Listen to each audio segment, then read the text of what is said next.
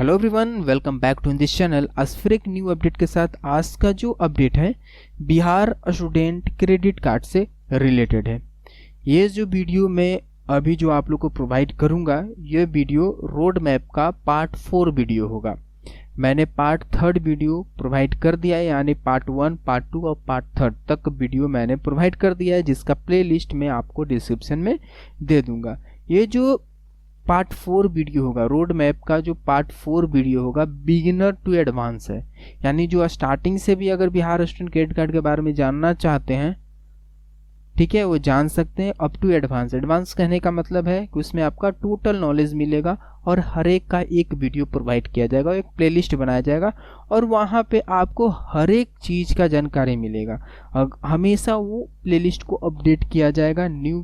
अगर new problem हो रही है किसी के साथ तो उसमें न्यू वीडियो डाला जाएगा बनाकर, ठीक है। तो आज का जो टॉपिक मैं बात करूंगा डॉक्यूमेंट से रिलेटेड। आपके पास तो डॉक्यूमेंट का लिस्ट भी होगा कि क्या क्या डॉक्यूमेंट ले जाना है, लेकिन डॉक्यूमेंट ले जाते समय स्टूडेंट कुछ मिस्टेक्स करते हैं और उस मिस्टेक के कारण स्टूडेंट और प्लस में को एप्लीकेंट दोनों को दौड़ना पड़ता है। डीआरसीसी से घर, घर से डीआरसीसी, डीआरसीसी से घर, घर से डीआरसीसी, ये सिलसिला चलते रहता है। तो इसी सिलसिला को आज मैं दूर करने वाला हूं। जब भी आप डॉक्यूमेंट लेकर डीआरसीसी ऑफिस में जाएं बिहार स्टूडेंट क्रेडिट कार्ड से लोन लेने के लिए, तो फाइनल एक बार में ही आपका हो जाए, ठीक है। तो सबसे पहला document 3 photo of applicant and को एप्लीकेंट। एप्लीकेंट का और को एप्लीकेंट का 3 फोटो होना चाहिए, ठीक है। अब यहाँ पे एप्लीकेंट एंड को एप्लीकेंट क्या है? देखो, एप्लीकेंट कहने का मतलब है कि जो फॉर्म अप्लाई कर रहा है, ठीक है, और को एप्लीकेंट कहने का मतलब है कि जो फॉर्म अप्लाई करते समय, भाई फॉर्म अप्लाई करते समय जो को एप्लीकेंट बनेगा। हालांकि को एप्लीकेंट का ज़रूरत जो है एग्रीमेंट के समय ही होता है, लेकिन जब आप फॉर्म अप्लाई करोगे वहाँ पर भी को एप्लीकेंट का डॉक्यूमेंट वहाँ पे लगाया जाता है, ठीक है। इसलिए को एप्लीकेंट आपका कोई भी बन सकता है, आपके चाचा भी बन सकते हैं, आपके भैया भी, आपके मम्मी, आपके पापा, फूफा, कोई भी बन सकते हैं को एप्लीकेंट। इसमें कोई प्रॉब्लम नहीं होगा, ठीक है। अब सेकंड डॉक्यूमेंट है आधार कार्ड ऑफ एप्लीकेंट एंड को एप्लीकेंट।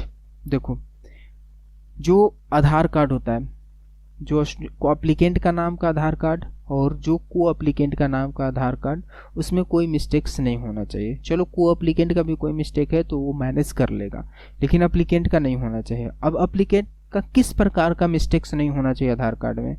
सबसे पहले आपका जो 10th का मार्कशीट है, 12th का मार्कशीट है, उसमें अगर आपका नाम है, आपके फादर का नेम है, वो आपके आधार कार्ड से मैच होना चाहिए। अगर मैच नहीं हो रहा है तो वहाँ पे आपको प्रॉब्लम क्रिएट होना ही 100% होना है, ठीक है। तो इसका सॉल्यूशन क्या है, सबसे लास्ट वाले पॉइंट में मैं बता दूंगा, ठीक है। थर्ड आपका जो डॉक्यूमेंट है पासबुक है। पासबुक यहाँ एप्लीकेंट का भी लगेगा, को एप्लीकेंट का भी लगेगा। और जो पासबुक है आपका मेन ब्रांच का होना चाहिए। बहुत सारे स्टूडेंट क्या होते हैं, ग्रामीण बैंक का डाल देते हैं वहाँ पर अब अकाउंट नंबर, वो आपको नहीं करना है। जो अभी कभी ये सिस्टम एक चला हुआ है कि हर एक गांव में एक छोटा छोटा बैंक ओपन हो रहा है, ब्रांच, यानी मेन ब्रांच का छोटा छोटा बैंक ओपन किया जा रहा है, उसका भी अकाउंट नहीं चलेगा। आपका जो अकाउंट होना चाहिए मेन ब्रांच का होना चाहिए, और एप्लीकेंट का अकाउंट एप्लीकेंट के नाम पे होना चाहिए, को एप्लीकेंट का अकाउंट को एप्लीकेंट के नाम पे होना चाहिए, किसी और का नहीं चलेगा। यहाँ पे ध्यान में रखिएगा। निवास प्रमाण पत्र, ठीक है, निवास प्रमाण पत्र सबके लिए लगेगा, चाहे आप किसी भी कैटेगरी को हो, वो आपका लगना ही लगना है।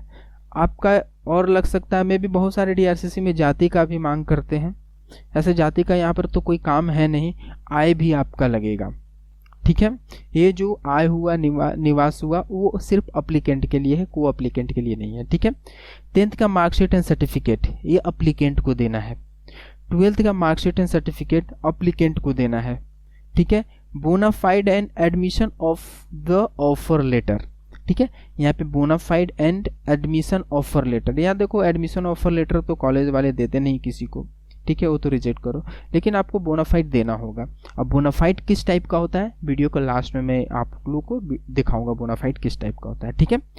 और नेक्स्ट बात करते हैं latest fee structure from college. अब यहाँ पे फी स्ट्रक्चर क्या होगा, देखो जब भी आप डीआरसीसी में एडमिशन करते हो लोन के लिए, तो सबसे पहले आपको कॉलेज में एडमिशन लेना होता है, लेने के बाद ही आप अप्लाई करोगे लोन के लिए। तो जब आप लोन के लिए अप्लाई करोगे तो आपको कॉलेज में बताना होता है, जो भी क्लर्क हो अकाउंटेंट हो उसको बताना होता है कि मुझे लोन लेना है डीआरसीसी से, आप मुझे फी स्ट्रक्चर बनाकर दे दो। तो उन लोग फी स्ट्रक्चर में क्या करता है, आपका जितने साल का पढ़ाई है, पार्ट 1, पार्ट 2, पार्ट 3, पार्ट 4, जो भी हो, सेमेस्टर वाइज हो या आपका ईयर वाइज हो, सबको मेंशन कर देता है और आपको दे देता है कि ये फी स्ट्रक्चर है। जब आपको फी स्ट्रक्चर मिल जाता है, आप डीआरसीसी को जाकर दे देते हो, तो उसके हिसाब से ही आपका BACFCL आपके लिए एस्टिमेट तैयार करता है कि इस स्टूडेंट को कितना पैसा देना है। वो फी स्ट्रक्चर से ही बनाया जाता है। इतना समझ में आ गया। अब बात करते हैं all paid fee receipt and demand letter. Demand letter भी अभी आप लोग को दिखाऊंगा वीडियो को लास्ट में। देखो ऑल पेड फी रिसिप्ट, ये जो मैं जिस डॉक्यूमेंट के बारे में बात कर रहा हूँ वो डॉक्यूमेंट वैसे स्टूडेंट के लिए है कि जो स्टूडेंट मान लो कि ग्रेजुएशन में एडमिशन ले लिए, आपने 2 साल पढ़ाई कर लिया, अब आपकी ज़रूरत पड़ गई पैसे के तीसरे साल में, ठीक है, तो आपने जो 2 साल पैसा दिया है वो आपको दिखाना होगा डीआरसीसी को लोन लेते समय कि मैंने इतना पैसा दे दिया है, ठीक है। अब जो आपका पैसा बचा हुआ है वो आपको देगी, यानी 2 साल का आपने पैसा दिया वो आपको डीआरसीसी नहीं देगी, मगर जो आपका 2 साल बचा हुआ, आपने पार्ट 1 पार्ट 2 का तो दे दिया पैसा, वो डीआरसीसी आपको लोन में नहीं देगी, लेकिन 3rd और 4th भी बात बचा हुआ है आपका, उसका लोन आपको मिल जाएगा, ठीक है।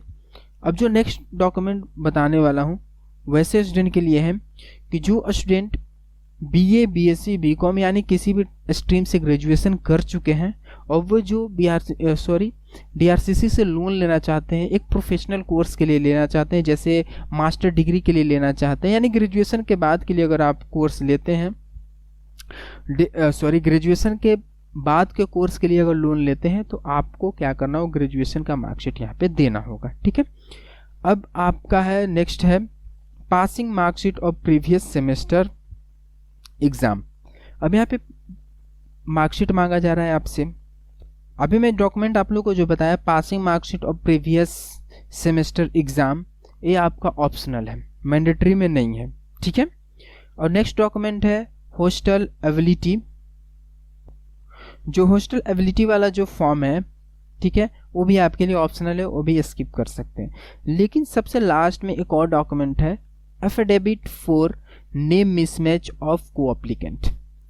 मान लो कि ऐसे स्टूडेंट है जो एप्लीकेंट का और को एप्लीकेंट का कुछ डेटा मिस्टेक्स है, यानी मिसमैच है डॉक्यूमेंट से, यानी एप्लीकेंट जो डॉक्यूमेंट पे किया, जो जमा किया डॉक्यूमेंट, ठीक है, उसके आधार कार्ड से मिसमैच हो रहा है। तो वैसे स्थिति में आप क्या कर सकते हो, अब आपके जो एरिया में जो भी कोर्ट होगा, जिसको हिंदी में कचहरी भी बोलते हैं, वहाँ पे आप जाइए, ब्लॉक में जाइए, वहाँ पर जाने के बाद आपको जो नोटरी से वहाँ पे एक लेटर लिखना होगा, स्टाम्प बनता है, बॉन्ड बनता है, वहाँ पे एफिडेविट करा के यहाँ पर जमा करना होता है कि भाई मेरा जो भी डॉक्यूमेंट है इस तरह का मिसमैच है, वहाँ से आपका बन जाएगा। अब मैं आप लोग को दिखाने वाला हूँ कि बोनाफाइड कैसा होता है और डिमांड लेटर कैसा होता है।